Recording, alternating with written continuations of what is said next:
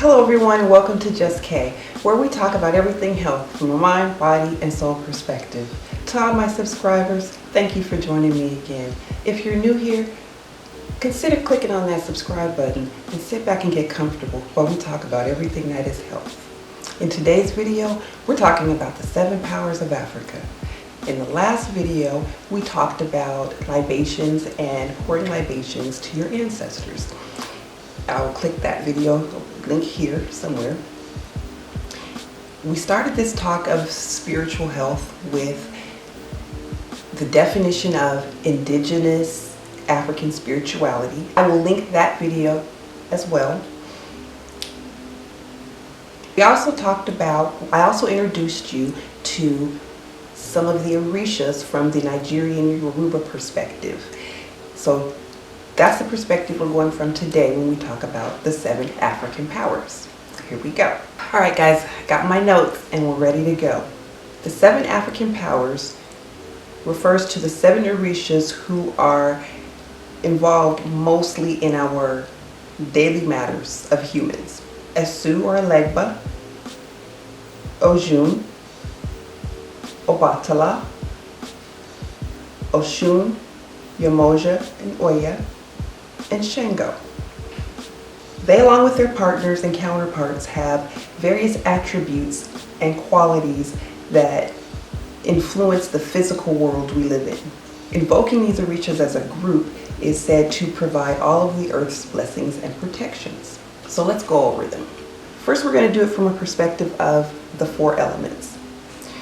We're going to start with Oya. Oya, if you remember, is wind and air. She is the guardian of the cemetery. She's the keeper of the gateway between this realm and the realm that our ancestors are in. She is the last breath you breathe. She is hot and wet in nature. She has body parts that she is over. She presides over bronchial tubes, muscles, membranes. The herbs that are attached to her are mullein, which helps cough, hoarseness, allergies, and asthma. Comfrey, which helps bronchitis and persistent cough. Cherry bark. Cherry bark is good for lung problems and colds. She sits in the 8th house of the zodiac, which is ruled by Scorpio, the sign of regeneration and death. Yamosa. Yamosa is water. She is the mother of the sea, the protective energy of the feminine force. She is hot and wet in nature. Her body parts are the breast, the womb, the buttocks, and the liver. Her herbs are dandelion, which helps with stomach, liver issues, and heartburn. Spirulina, which is a good anti-inflammatory and antioxidant. Mint, which is really good for digestive issues and abdominal pain. Really good. If you're having stomach problems, it can make you some mint tea. Trust me on this. She sits in the zodiac of the moon, and she is ruled by the sign of Cancer, which stands for instinctive qualities and nurturing. Next we have Shanga. Shango is fire. He's the warrior Orisha of transformation, who only speaks once, and he only respects force and wisdom. He is hot and dry in nature. His body parts are the male reproductive system, bone marrow, and life force. His herbs are hibiscus. Hibiscus is good for the bronchial tubes, good for it's a good anti-inflammatory. Cayenne, which we know is also good for the bronchial tubes. Plantain, he sits in the 11th house of the zodiac. He is ruled by Aries, which is the sign of rebellion and upheaval to bring about change. The last of the direction one is an important one in 2 ways, and you'll see why. And we have Esu or Legba. He is the messenger and the keeper of Ashe, the force needed for change.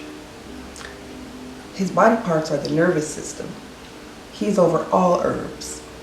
He sits in the 6th house of the zodiac, which is ruled by Virgo. That is the sign of crossroads and communication. As we move from the elements to the directional winds, it also starts with Oshun, who is west. From west we move south to Oshun. Oshun is the warrior associated with oaths and covenants. His body parts are the heart, the kidney, adrenal glands, tendons. He has herbs, hawthorn, which helps with chest pain, irregular heart rate and blood pressure. Garlic, which is good for high blood pressure, colds and flus. Motherwort, that stops bleeding, helps with heart conditions. He sits in the 1st house of the zodiac in the sign of Aries, which is ruled by Mars. Aries is a sign of assertive aggression. Now we're going to move north to Obatala, the creator of human form, the son of Olodumare, and the attributes of patience, wisdom, and morality. His body parts are the brain, the white fluids of the body, and bone. He has herbs like sage, which helps with stomach pains, gas, and memory loss. Basil, which helps with fluid retention, gas, kidneys, or kidney conditions. And valerian, which helps with sleep disorders and stress. He sits in the 9th house of the zodiac, ruled by Sagittarius, a sign of growth, expansion, wisdom, and intelligence. Now we're going to move east to Oshun, the healer and protector over the sweet waters. She is mother of abundance, wealth, love, motherhood. Her body parts are the circulatory system, the digestive system, her body parts are the circulatory system, the digestive organs, and the pubic area. Her herbs are cinnamon, which is good for menstrual problems, gas, and common colds. Chamomile, which is good for inflammation, menstrual cramps, and ulcers. Echinacea, which is good for inflammation, bronchitis, and respiratory infections. She sits in the 2nd house of the zodiac, Venus, which is ruled by Taurus. That's a sign of material possessions and money. So that was the 7 powers of Africa. Do you see how they tie in to the directions, to their attributes, to the plants and herbs that they are over?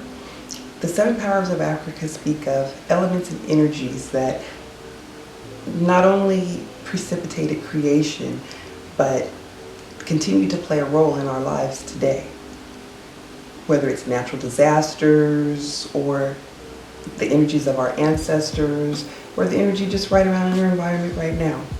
In the next video, we're going to take a quick look at the religious practices of the ancient Egyptians, their names and their stories. And you'll find similarities with what we were just talking about in the 7 powers of Africa. My point here is pay attention to the energies. And we'll tie this up soon. Thank you guys for joining me. I hope you enjoyed learning about the 7 powers of Africa.